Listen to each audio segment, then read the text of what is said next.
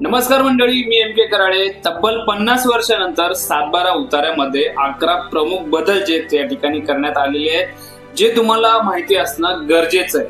तर ते तुम्हाला माहिती आहे का? जर माहिती नसेल तर हा व्हिडिओ बघा आणि माहिती जाणून घ्या. तर शेत जमिनीच्या मालकी हक्काचा जो काही प्रमुख दस्तावेज म्हणून ओळखला जाणारा सातबारा उतारा मोठ्या प्रमाणात या ठिकाणी अद्ययावत करण्यात आलेला आहे, म्हणजे अपडेट करण्यात आलेला आहे. राज्य सरकारच्या महसूल विभागानं तब्बल 5 दशकानंतर हा एक महत्वाचा जो काही दस्तावेज या ठिकाणी 11 मोठे बदल केले आहेत. या बदलांमुळे आता सातबारा उतार्यात अधिक माहिती जी काही स्पष्टता या ठिकाणी येणार असून नागरिकांना आणि प्रशासकीय जसं की यंत्रणेला याचा मोठा फायदा होणार आहे. तर एकंदरीत पाहायला गेलं तर नव्याने सुधारित सातबाऱ्यात जे पुढील प्रमाणे जे काही बदल या ठिकाणी करण्यात आलेले आहेत, तर ते आपण आता बदल पाहून घेऊ की नेमके कोणकोणते बदल या ठिकाणी करण्यात आलेले आहेत. तर गावचा कोड क्रमांक या ठिकाणी समाविष्ट असणार आहे. बदल क्रमांक 1, गावचा कोड क्रमांक समाविष्ट असणार आहे. आता सातबारा उतार्यामध्ये गावाचं नाव आणि त्याचसोबत लोकल गव्हर्नमेंट डायरेक्टरी जो काही कोड आहे तो क्रमांक या ठिकाणी तुम्हाला दिसणार आहे. तर त्यानंतर बदल क्रमांक 2, जमिनीचे जे काही क्षेत्रफळ आहे ना ते अधिक स्पष्ट होणार आहे, कारण की लागवडी योग्य आणि अनुपयोगी जमीन वेगवेगळ्या प्रकारे या ठिकाणी दर्शवली जाईल आणि त्यांची जी काही एकूण बेरीज आहे ती स्पष्टपणे या ठिकाणी नमूद केली जाईल.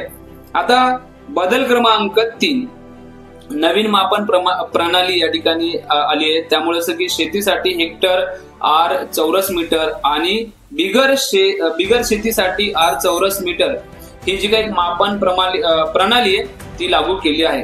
त्यानंतर बदल क्रमांक 4, खाते क्रमांक थेट खातेदाराच्या नावासमोर या ठिकाणी पाहायला मिळणार आहे. जसं की पूर्वी इतर हक्क जे काही रकान्यात असलेल्या खाते क्रमांक आता थेट खातेदाराच्या नावासमोर लिहिला जाईल आणि त्यानुसार जी काही माहिती आपल्याला मिळणार. तर त्यानंतर बदल क्रमांक 5, मयत खातेदारांची जी काही नोंद आहे ती आता वेगळी असणार. जसं की मृत व्यक्तींच्या नावावर एक आडवी रेष मारण्यात येईल, त्याऐवजी कंसाचा जो काही वापर येतो या ठिकाणी केला जाणार नाहीये. तर लक्षात घ्या, प्रलंबित जसं की आता बदल क्रमांक 6, प्रलंबित फेरफारांसाठी स्वतंत्र जो काही रकाना या ठिकाणी आपल्याला पाहायला मिळणार आहे. जसं की जमीन ताबा हस्तांतरण प्रक्रियेत असलेल्या जमिनीसाठी प्रलंबित फेरफार हा नवीन रकाना तयार करण्यात आलेला आहे. त्यानंतर बदल क्रमांक 7, जुने फेरफार क्रमांक स्वतंत्रपणे दर्शविले जाणार आहेत. जसं की आधीच्या सर्व फेरफार क्रमांकासाठी जो काही वेगळा रकाना उपलब्ध असेल. लक्षात घ्या की पुन्हा एकदा सांगतो की जुने फेरफार जे ते जुने फेरफार क्रमांक स्वतंत्रपणे या ठिकाणी दर्शविले जाणार.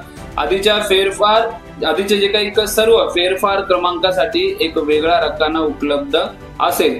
बदल क्रमांक 8, खातेदारांची जी काही नावं आहेत ती आता ठळक अक्षरात या ठिकाणी पाहायला मिळणार आहेत.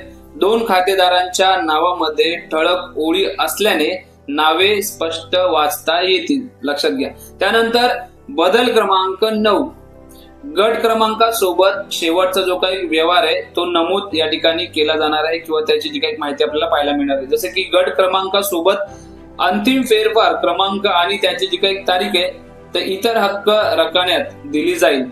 तर त्याचबरोबर बदल क्रमांक 10, बिनशेती जमिनीसाठी जो काही बदल या ठिकाणी पाहायला मिळणार आहे. जसं की बिगर शेती जमिनीसाठी R चौरस मीटर हेच प्रमाणित मापन एकक राहील. जुडी आणि विशेष आकारणी रकाने जे त्या ठिकाणी हटवण्यात आलेले आहेत.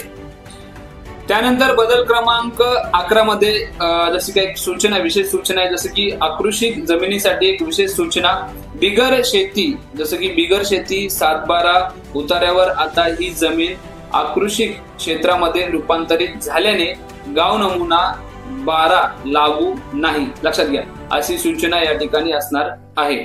सातबारा उतार्यातील सुधारणांचे जे काही लाभ ते या ठिकाणी पाहायला मिळतात. जसं की या सुधारित सातबारा उतारांमुळे जसं की नागरिकांना अनेक फायदे मिळत आहेत. जसं की सातबारा उतारा अधिक सुस्पष्ट आणि अचूक होतो. त्याचबरोबर जमिनीच्या व्यवहारांमध्ये जसं की पारदर्शकता वाढते.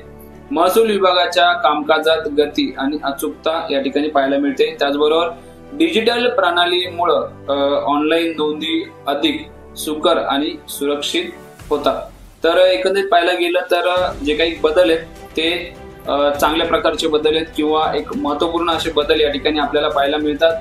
तर आशा करतो की तुम्हाला दिलेली माहिती जी ती तुम्हाला आवडली असेल। जर माहिती आवडली असेल तर व्हिडिओ नक्की शेअर करा आणि चॅनलवर जर तुम्ही नवीन असाल ना तर चॅनलला सबस्क्राईब करा। तर पुन्हा भेटू अशा एका माहितीपूर्ण व्हिडिओ सोबत।